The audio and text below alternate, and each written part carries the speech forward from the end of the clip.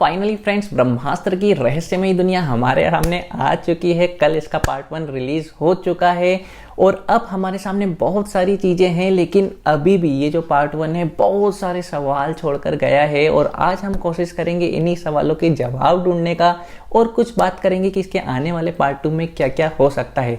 लेकिन फ्रेंड्स, अगर आपने ब्रह्मास्त्र का पार्ट 1 अभी तक नहीं देखा तो प्लीज़ ये वीडियो यहीं पर रोक दीजिए, क्योंकि आगे जो हम बात करने वाले हैं आज के वीडियो में वो पूरी तरह से स्पॉइलर है। आपका पार्ट 1 देखने का मजा पूरी तरह से खराब कर देंगे, जो कि मैं नहीं चाहता। मैं चाहता हूँ कि आप पार्ट 1 जब देखें तो बहुत अच्छा एक एक्सपीरियंस हो, एकदम फ्रेश चीज़ें आपको लगे।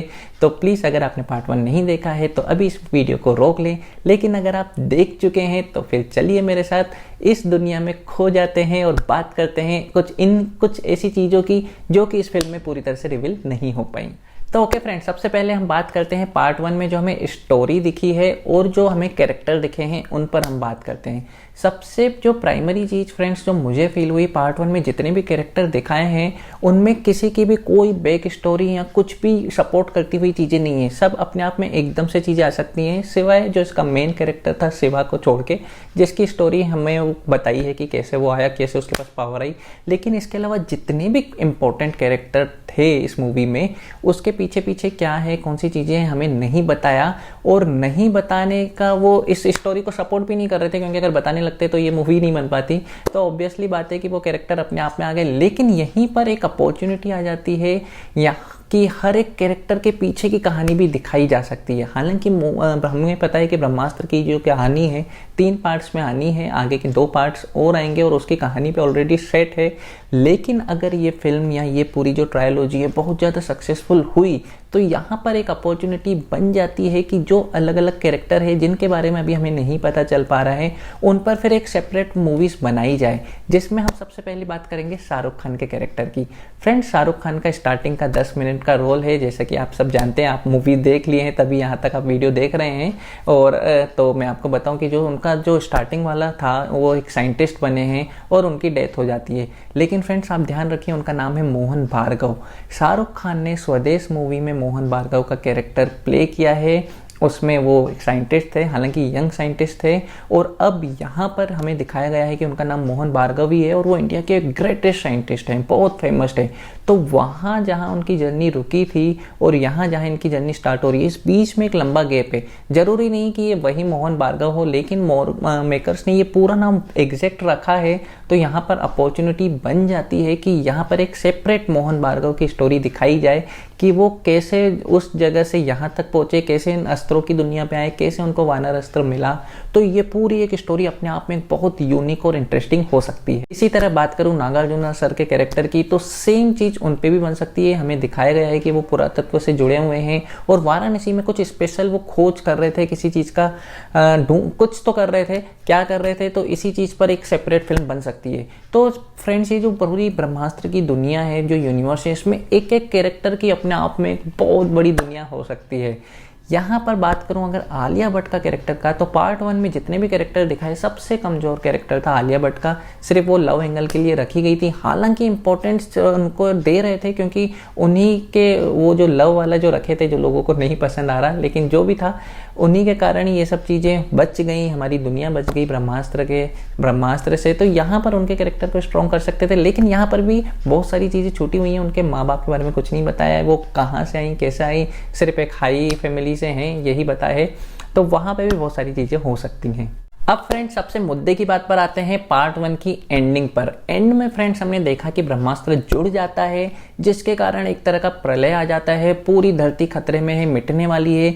लेकिन वहाँ पर जो फिल्म का मेन कैरेक्टर है शिवा, वहाँ वो सब कुछ छोड़कर ईशा के कैरेक्टर को बचाने जाता है और अपनी जान पर खेलकर उसको बचाता है। और उसके ये जो प्यार के प्रति कमिटमेंट है, मतलब अपनी प्यार के लिए वो अपनी जान भी देने को तैयार है, इस वजह से पूरा ब्रह्मास्त्र की जो शक्ति है वो कम हो जाती है। बहुत अनलॉजिकल चीज़ें, पता नहीं क्यों डाला ये एंड में, मुझे भी नहीं अच्छा लगा ये क्लाइमेक्स। लेकिन अगर इसका दूसरा पहलू हम देखें तो यहाँ पर जब वो रोक रहा था तो उससे बहुत ज़्यादा एनर्जी निकल रही थी। पूरी फिल्म में हमने देखा कि उसके पास अग्नि की पावर है, अपने आप में अग्नि शस्त्र है। क्यों? क्योंकि वो उसको फादर से मिली है। लेकिन हमें ये भी पता है कि उसकी जो माँ है वो जलास्त्र वाली अमृता है, मतलब उनके पास जलास्त्र था, वो खुद में जलास्त्र थी, जल की जो इतनी बड़ी शक्ति थी। तो ऑब्वियस सी बात है कि शिवा के कैरेक्टर में ये शक्ति भी आनी चाहिए थी, लेकिन पूरी फिल्म में हमें कहीं भी नहीं दिखा कि जल वाली शक्ति है शिवा के पास। तो मेरे ख्याल से तो ये होनी चाहिए, क्योंकि लास्ट में जब हमने देखा, जब वो रोक रहा था तो हल्की सी हमको ना ब्लूइश रेस भी दिखी, मतलब स्काई ब्लू कलर की दिखी। तो वो एक जलास्त्र का पार्ट हो सकता है। तो आगे आने वाले समय में जब मेन कैरेक्टर मतलब देव अपने फादर जब आएंगे विलेन रूप में और इनकी फाइट होगी, जब मेन फाइट होगी गुड वर्सेस एविल की, तो वहाँ पर हो सकता है कि शिवा के पास ये पानी वाली ताकत भी आ जाए, और जब इन दोनों का कॉम्बिनेशन बनेगा तो हो सकता है कुछ अलग हो।